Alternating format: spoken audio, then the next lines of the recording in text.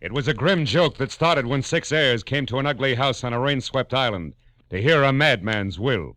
But the joke soon turned to murder, and in the end it was hard to tell who had the last laugh. From the pen of Raymond Chandler, outstanding author of crime fiction, comes his most famous character in The Adventures of Philip Marlowe.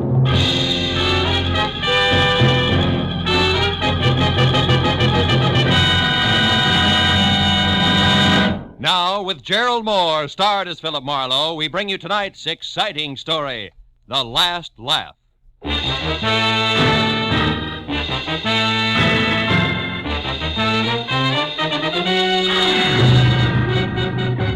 I'd spent a week wading through moldy beer joints and cheap hotels after a dancer on the downgrade. And when I found her, she was 2 days dead in a coal cellar, all of which left me with a rancid taste in my mouth. But when I woke up after a night's sleep to the tune of a robin on my windowsill, I realized it was spring and time for Marlowe to take a long, easy weekend someplace. Someplace where the surf meets sand like it does at, say, Ensenada. Without so much as a second thought, I threw some clothes in a bag, phoned the Riviera Pacifico for reservations, and charged out the door, where I ran head-on into a funny man with a studious face charging in. I'm awfully sorry. Why, you're Philip Marlowe. Yeah, I know. And my name is Darwin. I represent the law firm that handles the interests of Julius Spangler. Therefore, Did you say Julius Spangler? Goodbye, Mr. Darwin. Now, wait, Mr. Marlowe. Now, listen, I had a run-in with that screwball Spangler less than a month ago. A man was knocked down a flight of stairs, I got shot at, and the apartment house was set on fire, and Julius called it a practical joke and laughed himself silly. Best I could do for him was 3 days in jail. It should have been 3 years. Goodbye, Mr. Darwin. But that sort of thing is all over now, Mr. Marlowe. Mr. Spangler is dead. Spangler's dead? Yes, he died last week in Brazil, the result of a hunting accident. And he has named you in his will. He's named me? You mean I... Precisely. You're one of Mr. Spangler's heirs. Oh. I shall read the will tonight at 8 o'clock in his home on Catalina Island. I trust you'll be present? Not on your life. It's me for Ensenada, and nothing's going to stop me. Goodbye, Mr. Darwin. There are only 5 other heirs. Huh? And the estate runs well over $500,000. Oh? Almost any way you split that much up, Mr. Marlowe, it comes out something more substantial than a weekend at Ensenada. Goodbye, Mr. Marlowe.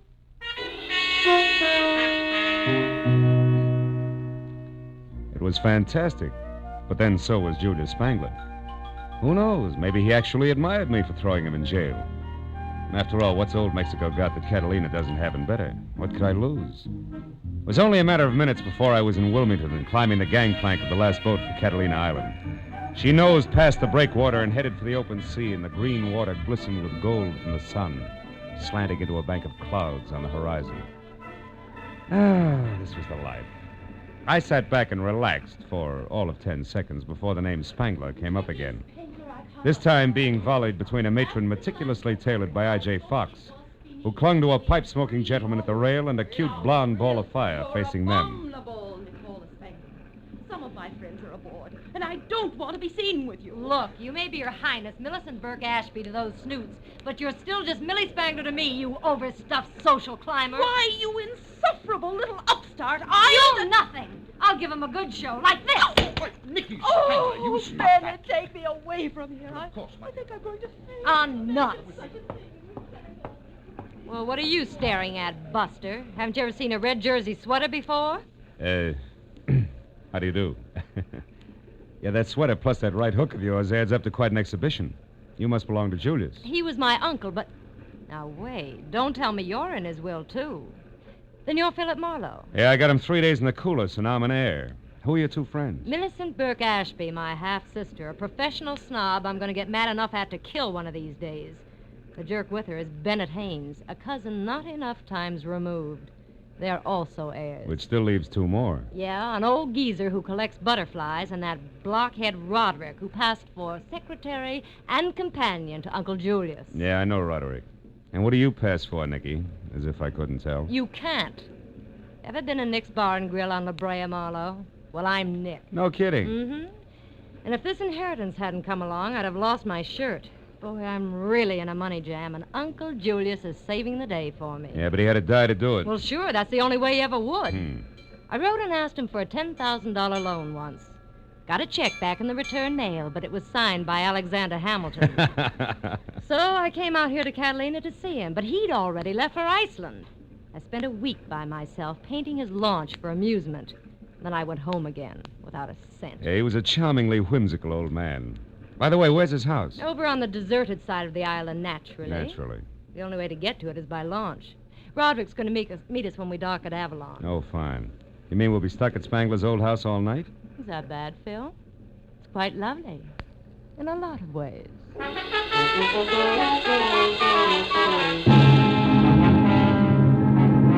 2 hours later, we docked at Avalon, and the clouds that had been on the horizon were now overhead and looking very soggy.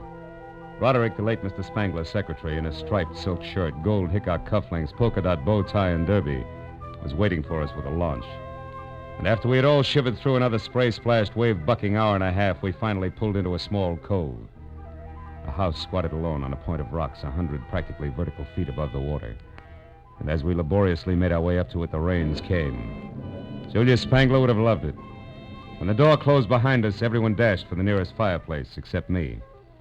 I was cornered by a septuagenarian with a shock of white hair, a scraggly yellow mustache, and spectacles so thick they looked like shot glasses with horn rims. He rolled up in a wheelchair, which he handled like it was a hot rod, skidded to a stop, and shoved a fistful of brandy out at me. Howdy, young fella. This, I figured, was the butterfly-collecting cousin, Yeah. Matthew Spangler. Better have a slug of this before pneumonia sets in. Well, sir, I suppose you're here for the reading of Cousin Julius's will? Yeah, so that's right. So am I. Wouldn't miss it for the world. Oh. He's leaving me his collection of nymphidium. Butterflies, you know. I don't like money, just bugs. Figures. Yes, sir. Been an entomologist for 50 years, lepidopterist for 40. I've got specimens of 12,000 species. Only a few thousand left to go. Practically nothing. You've a keen mind. Mm-hmm. Here, have a cigar. Thank you. No, Go on. It's the best. Save it for later when you got something to celebrate. Oh, there's Roderick. He'll show you around. I want to go meet these young ladies. So long, son. I'll see you. Out of the way, Roderick. Hey, watch it. Crazy wheelchair jockey almost ran me down. Well, Mr. Marlowe, it's nice to have you with us. Yeah, I'll bet. Look, Roderick, why did Julius stick me in his will along with all his relatives? I don't know. Maybe he was nuts. You can say that again. Keeping all his junk, for instance. Junk? Well, these are trophies. That burnt match there was used in the first Hotfoot. Julius perfected that gag in 1903. Spangler contribution to American culture, huh? Well, get you. What did you ever do? Wait, wise guy. This one's even better. He panicked the whole city with this phony newspaper headline. Here. Report of baby snakes in city water system false? Yeah. He tells them there's nothing to it, and they still blow their tops. That's tremendous, huh? Yeah, quaint. Julius was right. You got no sense of humor. The lawyer Darwin will read the will in 30 minutes, so be ready.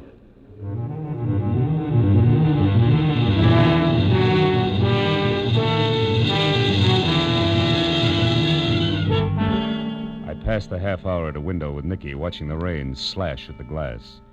Then at 8 o'clock on the button, the library doors swung open, and Darwin summoned the 6 of us into the room.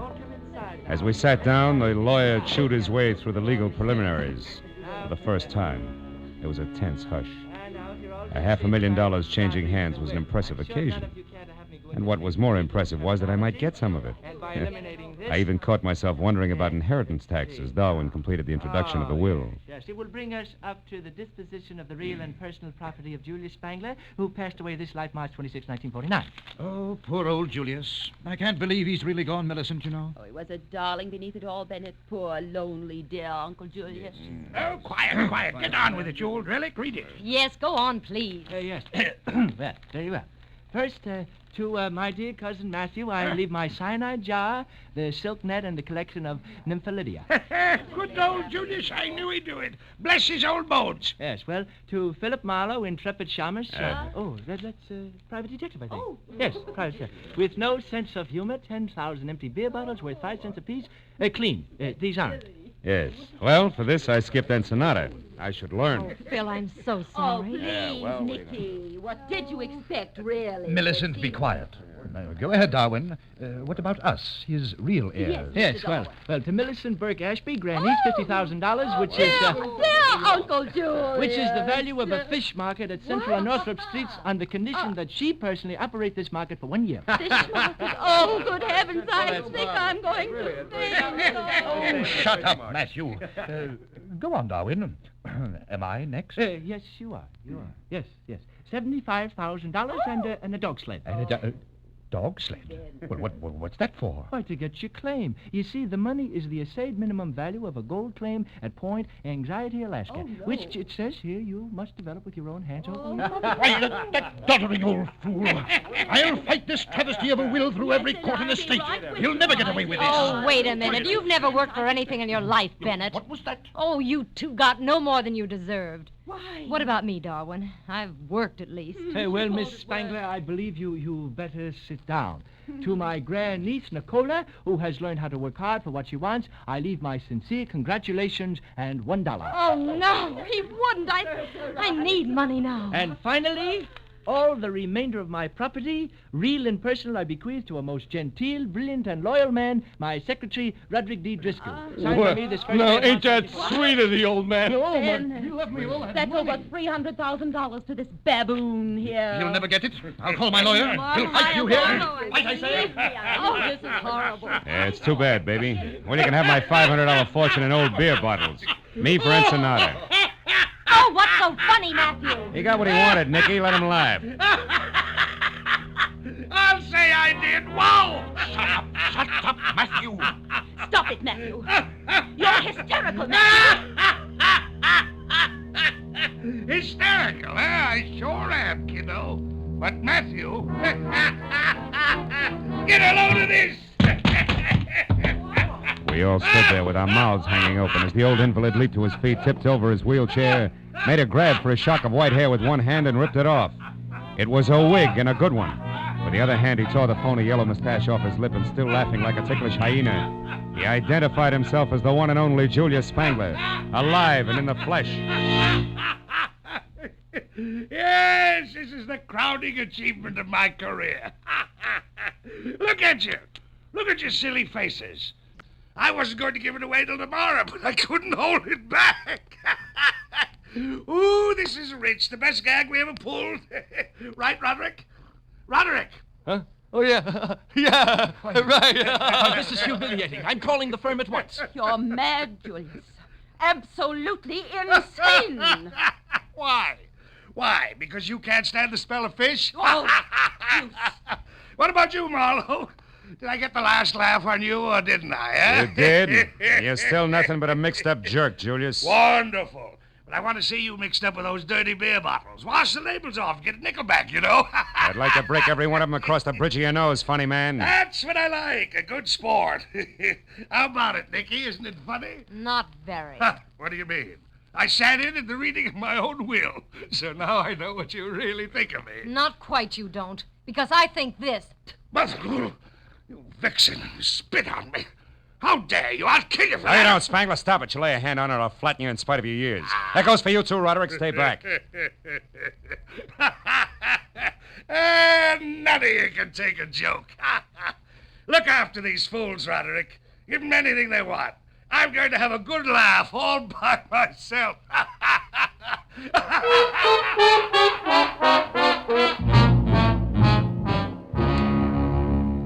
After the mastermind of the impractical joke had guffawed his way out of the room, Roderick took his life in his hands and invited everyone to coffee and brandy. But the zest had gone out of the erstwhile airs like the snap from a second-hand girdle. So without as much as a backward glance, they all went their separate ways to their rooms. All but Marlowe. I drank coffee and brandy, and since the rain had stopped, tried for 20 minutes to threaten, bribe, and argue Roderick out of a way back to Avalon. But he swore it was impossible, and I was about to swear back at him when we heard it. We ran to the French doors at the end of the room and out. Millicent was on the walk outside, her hands clamped against her mouth, staring down at the rocks near the surging water 80 feet below. Mrs. Ashby, what happened? What is it? Millicent, what's the matter? It's Julius. He's down there. He must have fallen. Yeah. Either that or he was pushed by somebody who couldn't take a joke.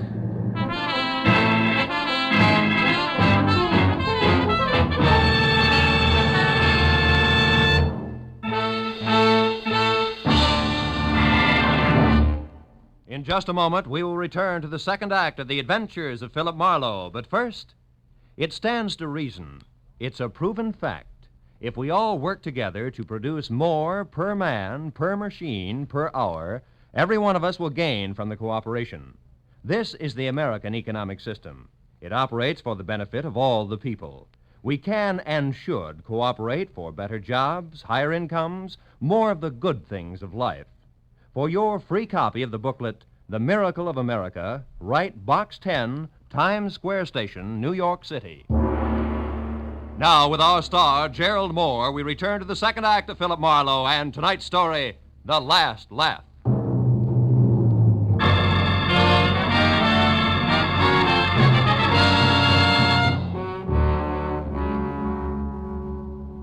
It was 80 feet from Spangler's balcony to the ugly jumble of sharp black rock that lined the shore. And it was there, minutes after Millicent's all-out scream, that Roderick and I found the broken body of the man whose raucous laugh still seemed to be tangled in the wind around us. And when we turned our eyes up from the death at our feet back to the balcony above, we could barely make out the crosspiece of the porch rail still dangling at a crazy angle from its single remaining support, with all the ominous silence of a gallows. Gee, Mr. Marlowe, I can't believe that he's gone and that all this really happened. So, Mr. Marlowe, what are you looking at? Up there on the balcony. Huh? There's someone moving, Roderick, which makes this a good time to start counting noses. Let's go, huh? Well, what about Millicent? Shouldn't we look after her? No, for the time being. Come on, Roderick. I want the fastest way over those side stairs there. They lead us back up to the balcony because right now I'm in one big hurry.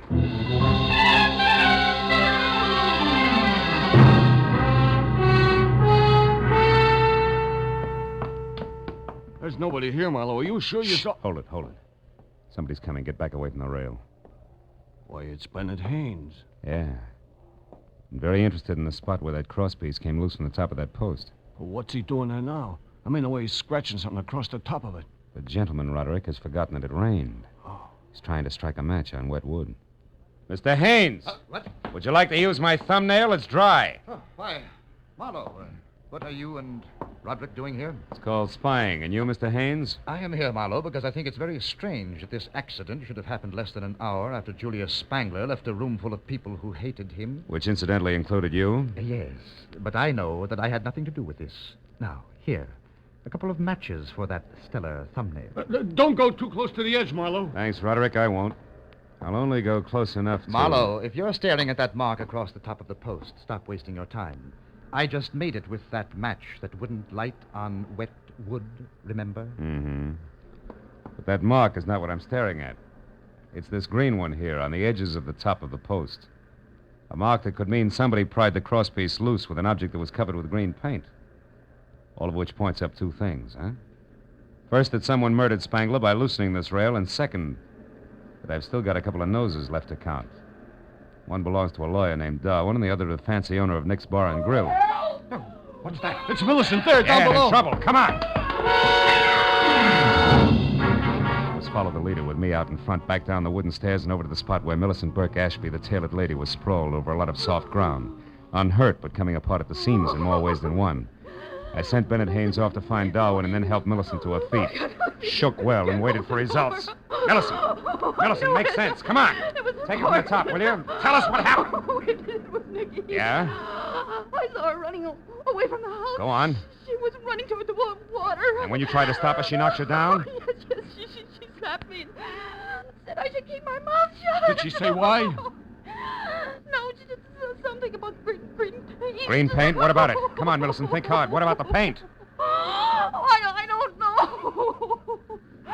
What does this mean, Marlowe? We gotta get to Nicky Spangler fast. Roderick, she was headed down toward the water. How many boats are tied up there? Just a launch and a little... Yeah? No, wait a second. There's the outboard. She used to run that herself. All right, then we split. You for the launch and me for the outboard. Now, where is it? We're down there in that boat shed behind the trees. But you better let me take care of that, Marlowe. It's dark and slippery in there, and I know my way around. No, thanks. I'll take my chances. At the moment, I'm very anxious to meet up with that lady again in person. Now, you get to the launch and you, Millicent, back to the house. Whoever finds her, yell. Good and loud.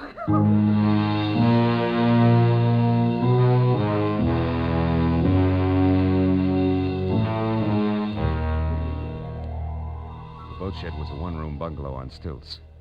When I started inside, slowly, unsure of both my footing and the company on hand, I was suddenly very sorry that I'd left my .38 back in L.A. But in the next minute, I began to breathe easier because just visible ahead of me was the Spangler outboard. And when I got closer, I saw that it was empty. Then I heard somebody behind me. I turned just in time to see a thick, crooked branch coming at my head fast. Oh!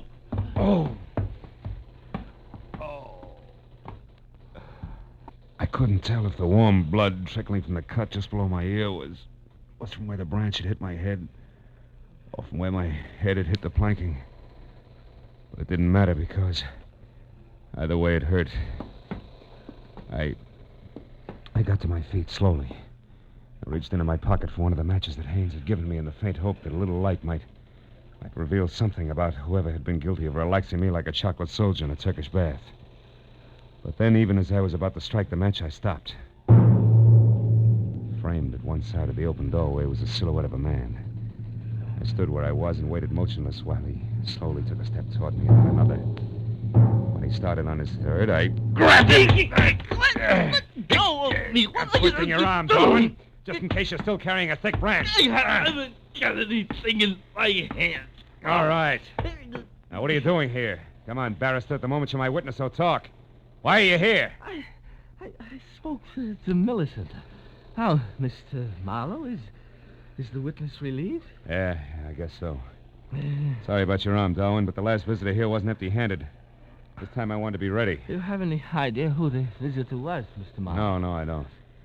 I was just going to strike this match to see if I could... Oh, my head. Oh, here, Mr. Marlowe. Let me strike it for you. Thanks. I doubt if it'll do any good. Oh. Now, there, you see anything? No, nothing. Well, it was a long shot anyway. And what? What do you see, Mr. Marlowe? What is it? Darwin. Something I should have seen a long time ago.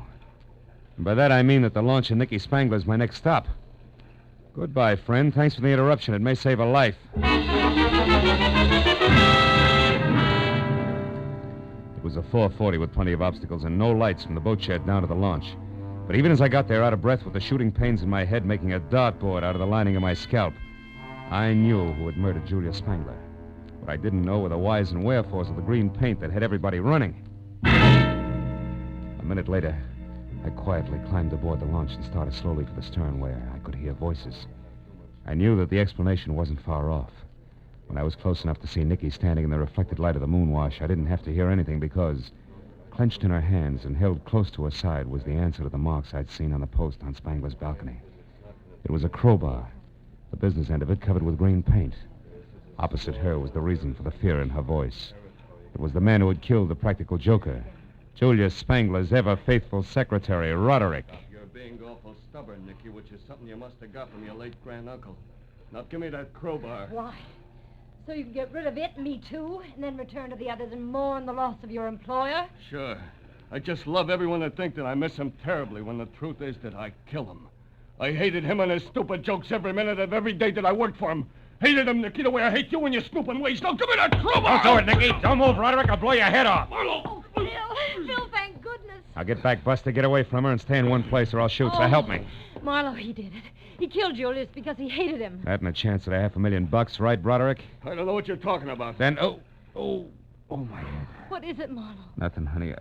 I walked into a branch that our friend here was holding a little while ago. I still don't know what you're talking about. And I'll make it real plain. Roderick, you killed Julius Spangler because you wanted to turn his greatest practical joke into a bonanza for yourself. You wanted that screwy Will to stand. Nobody else was in on the gag, not even the lawyer. So nobody else would ever know that it was only a gag. Nor would anybody care that some wacky old cousin who liked butterflies accidentally fell to his death. But, Marlowe, Julius was killed after we all knew the whole thing was only a practical joke. Yeah, but that wasn't part of the original plan, Nicky. Julius wasn't going to unmask himself in the joke about the will until the next morning. Isn't that also correct, Roderick? Yeah, that's correct, smart guy. Yeah. I was going to get everything. But when that failed, I still wanted him to die. And I would have gotten away with that if this dame here hadn't been so curious about those green markings on the railing. And, Roderick, if this same dame hadn't also remembered a crowbar that she'd once spilled some green paint I on. heard enough. Yeah, for the time being, I guess you have. Oh, Marlowe. Marlowe, it's your head again, isn't it? Yeah, isn't it the poor boy? No, you don't, Roderick. Stay back! Oh, Marlowe, you all right? Huh? Are you? Not exactly, honey. Did you get him? Yeah, with the crowbar, no less.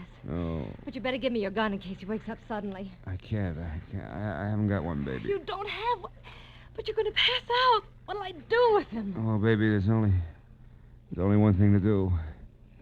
Let him have it again. Marlowe. Marlowe, are you all right now?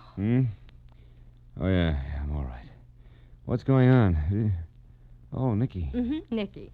And before you can say, where am I, I'll tell you, honey. This is Avalon, a lovely spot on the island of Santa Catalina. It's now 2 o'clock in the morning. Your head isn't so much as fractured, and you're sitting up in a chair that belongs to the nice lady who rented you this room at a reasonable price. And the others? All back at the place, except, of course, Roderick. Last I heard of him, he was still answering questions for policemen. Which, by the way, brings me right to the point. This I gotta know. Phil, how did you figure that Roderick was guilty? Wet wood, Nicky. Wet wood that should have been dry. It was up on Julius Smaveling's balcony. The top of the post that had green marks on it was wet, even though the tight-fitting crosspiece that rested over it should have kept it dry. So obviously the rail was pried loose just before the will was read, while it was still raining. How do you figure, Marlowe? Well, because it had stopped raining and the moon was shining by the time Matthew identified himself as Julius Spangler. But no one would have wanted to kill Uncle Julius without having heard the will. Nobody but Roderick, who was in on the whole joke and knew that he was going to get $300,000 out of the phony will. So he merely pushed the old man off the balcony, made it look like an accident, see? Yeah.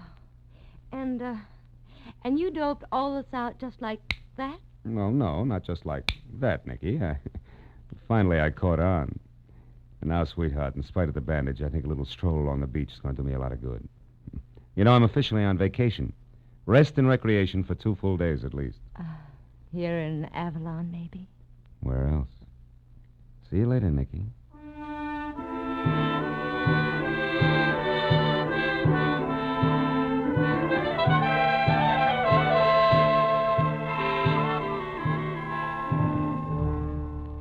I got outside and down to the pretty strip of beach that runs along behind the spot where the steamer docks.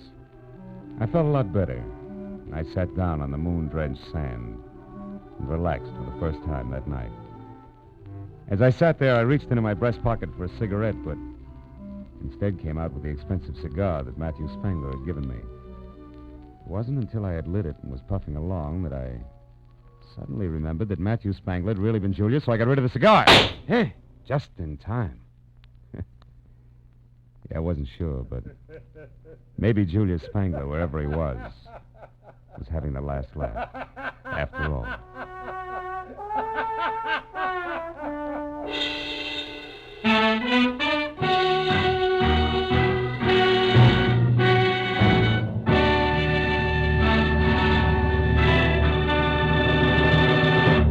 The Adventures of Philip Marlowe, created by Raymond Chandler, star Gerald Moore, and are produced and directed by Norman McDonnell. Script is by Mel Donnelly, Robert Mitchell, and Gene Levitt. Featured in the cast were Ellen Reed as Julius Spangler and Doris Singleton as Nicky, with Ann Morrison, John Daner, Paul Duboff, and Peter Leeds. The special music is by Richard O'Runt. Be sure and be with us again next week when Philip Marlowe says... The partner from Mexico City, the stranger dead in Nevada, and the man with the cauliflower ear. All added up to a corpse on a concrete floor. But I couldn't figure why until I had found out that there was one name above all that had to be remembered.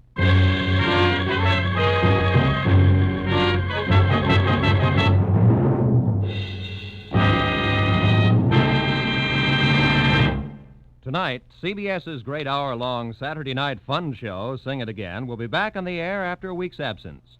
Be sure to be around later tonight when Sing It Again returns with its phantom voice mystery and its riddle songs, which pay off in wonderful prizes. This is Roy Rowan speaking.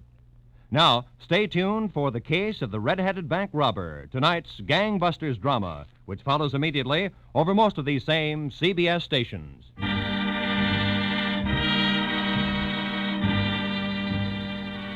This is CBS, the Columbia Broadcasting System.